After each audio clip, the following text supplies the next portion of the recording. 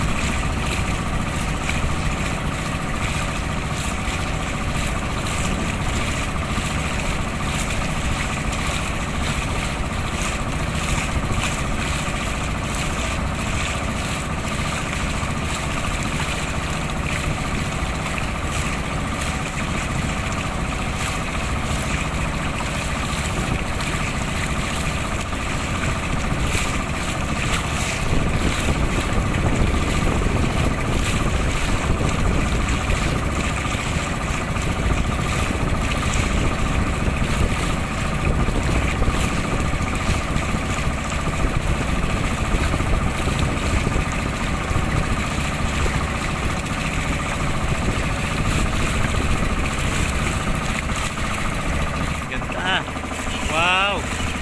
Wow! Galing, galing! Wow! Yan, ganda! Ganda! Ito sila, oh.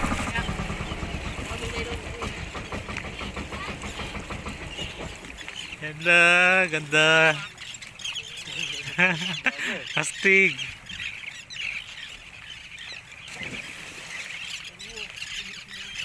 Ang galing.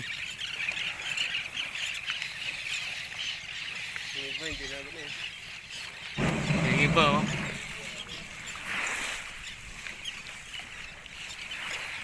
So ayun po, finally nandito na po kami sa tinatawag nilang Bird Island. At the same time, ito po yung sandbar na matatagpuan po dito sa bayan po ng San Jose Occidental, Mindoro. Pero ito po ay medyo malayo na sa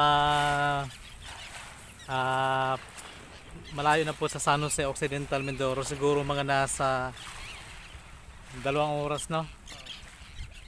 Yun naman pong kalawakan na yan, yan po ay papunta na po ng Palawan. Bali ito po ay sakop ng Mindoro, pero nasa gitna po siya ng karagatan, malapit na po sa may Palawan. Ang Palawan po dito ay mga nasa 6 hours na lang mula dito. At yun po yung isla ng Mindoro. Talagang pinuntahan namin to dahil ito pong isla na ito, hindi pala isla, ito pong sandbar na ito po yung pinagshootingan ng isa sa mga sikat na vlogger. Napanood po natin na dito sila inabutan ng bagyo. At buti lang ay ligtas sila. So nag-overnight sila po dito, pero hanggang alas 12 lang po yata sila ng gabi dahil inabutan nga po sila ng bagyo. Napakalayo nga pala talaga to sa mainland ng Mindoro at napaka-delikado. So pagkalmada naman po ang dagat, malinaw na malinaw. Ang problema lang kapag malakas po yung alon. So bukod po sa Bird Island, tinatawag na lang Bird Island dahil maraming ibon, pero sandbar lang po to. Ang nakapagtataka, no, kung paano lang ito nabuo, samantalang ito ay nasa gitna ng karagatan. Ang sabi ng iba, baka daw may mga volcano sa ilalim ng dagat. Ang sabi naman ng iba, sadyang mababaw talaga dito. Pero ito po kasi ay napakalayo na eh. sa isla ng Mindoro, at saka malapit-lapit na rin to sa Palawan. So hindi natin alam kung ano yung mga reason, kung ano yung science sa likod nito. Malalim din pala yung buhangin, no? Lalim.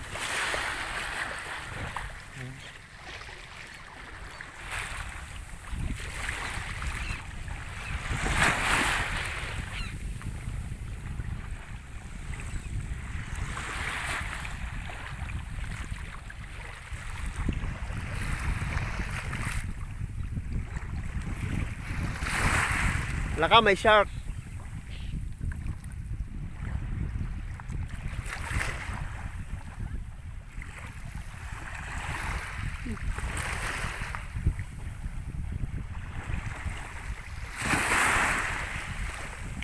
So mula dito hanggang sa nakikita niyo po na kulay puti na yon, kapag low tide ay mababaw pa rin po.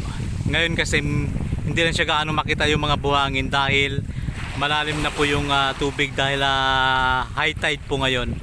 Dito naman ay lampas tao kagad yung tubig. Ganon din po doon dyan sa unahan. So kung nakikita niyo po may barko, yun po ay mga barko na dumadaan papuntang ibang bansa dahil ito nga po ay malalim na parte ng dagat ng Mindoro. At dyan din po sa lugar na yan, dyan po dumadaan ang papunta po ng Palawan. So ngayon ay ikutin natin ang buong sandbar na ito. Iba po itong sandbar na ito ha. Mayroon po kami pinakita sa inyo na matatagpuan sa Kalintaan. At mayroon din po kami ipinakita sa inyo na matatagpuan naman sa Oriental Mindoro. Ito na mga pinapakita namin sa inyo ngayon. Ito po ay dito matatagpuan sa Occidental Mindoro, sa bayan po ng San Jose, Occidental Mindoro. So ang pinuntahan natin nung nakaraan, White Island, yun po yung hugis bilog na puro buhangin pero may mga kahoy, may mga punong kahoy sa gitna. Ito naman pahaba po siya pero wala po talagang punong kahoy, puro buhangin lang at walang mga bato-bato. Ang kagandahan dito, ang tubig sobrang napakalinaw. Yan o. At dito sa lugar na to, ang daming mga pumupunta na mga mangingisda. So yun yung sinakyan namin na bangka, Silage. Shout out kay Siren Baltasar Mercader at kay Tol Liz Mercader. Sama natin si Alvin Data at si Marvin Kira. Ayan.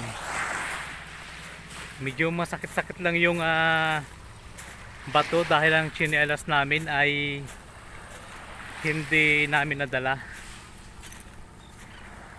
Kunin mo muna yon. Nandun na naman yung mga ibon, no, sa unahan.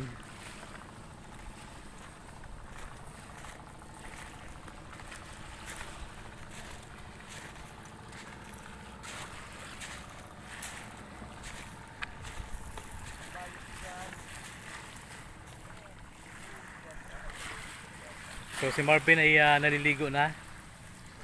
Sige nga Ben, sukatin mo nga Ben. Tayo ka nga. Ayan. Lampas tao na po dyan sa side na yan. Kung hindi marunong lumangoy, talagang lunod. Sobrang lalim. Ikaw Ben na yung maligo.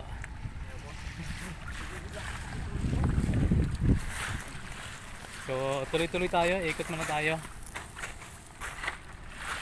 Dito tayo.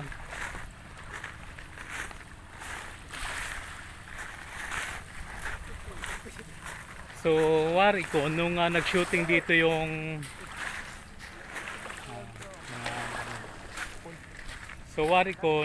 nag-shooting dito yung sikat na vlogger na yun na taga Manila, ay parang dito nangyari yun. Itong side na to. Naglagay sila dito ng table pero dahil po sa malakas ang tubig noon ay madali din pong inabot ng tubig dagat ito. Kaya kung hindi po sila nakaalis kaagad, maaaring napahamak sila. So buti lang ay safe silang nakaalis dito. Ibig sabihin, kapag sobrang lalim ng tubig, ito po ay lumulubog. Mga ibon, oh. Nagpapakitang gilas din yung mga ibon. Daming isda. Oo. Ito siguro yung ang dagit ng Ah, ibon na yan. marami pong mga isda dito na patay na natuyo. O baka na-attract. Kaya pala maraming mga ibon dito.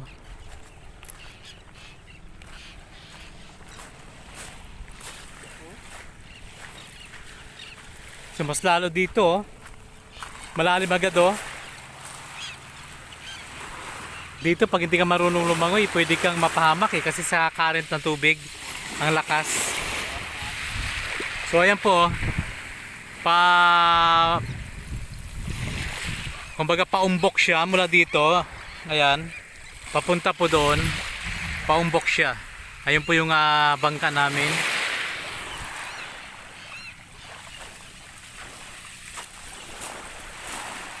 Talagang nakaka-amaze yung ating kalikasan. Sobrang ganda. Kaya wag na wag po kayong magsawa sa amin pong mga ipinapalabas dahil bawat palabas namin, lalo po tayong tutuklas at mag-explore ng mga kakaibang mga magagandang lugar dito po sa ating bansang Pilipinas. Yan, napagod si Ayon sa kaiikot dito. Lawa kasi. Siguro dito maraming mga itlog ng pawikan, no? Pag low tide to, kitang-kita mo talaga. Paano ba malalaman na mayroong itlog ng pawikan? Pag may hukay, Ah, na parang ganyan, oh. oo. So pag may ganyan daw, ibig sabihin may itlog ng pawikan. Kaso, ay nag-high tide. Natatabunan. So ayun lang, ipapakita natin. Ayan po yung isla po ng Ilin. Ayun. Doon kami galing dahil yung aming sinakyan na bangka ay doon galing. Pero kung gusto niyo naman pong pumunta dito, galing po doon sa bayan po ng San Jose, doon po kayo manggagaling. Ayan. So hindi na makita yung bangka namin, yung kanyang bubong na lang. Kasi sobrang taas nito.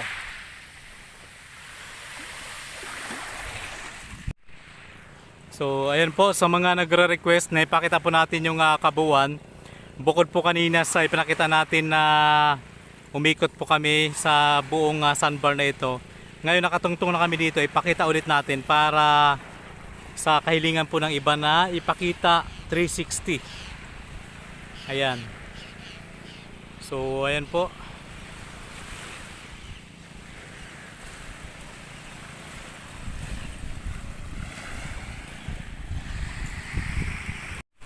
So ito po yung pinakaitaas.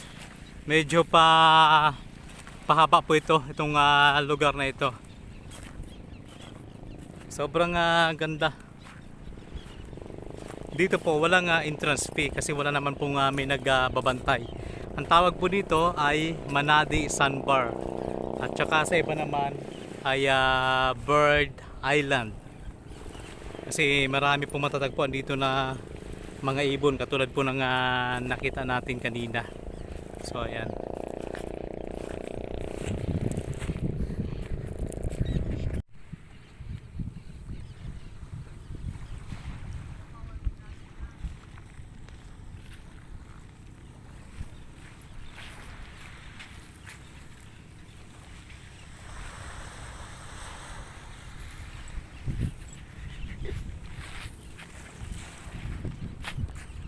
So ayun po, maraming salamat sa inyo pong pagsama.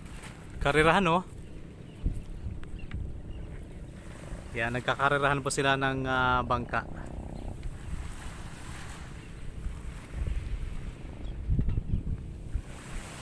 So ayan, dahil marami pa po kaming ipapakita sa inyo ng mga magagandang lugar dito po sa Occidental Mindoro. Uuwi na kami. At maraming salamat sa pagsama niyo po sa amin.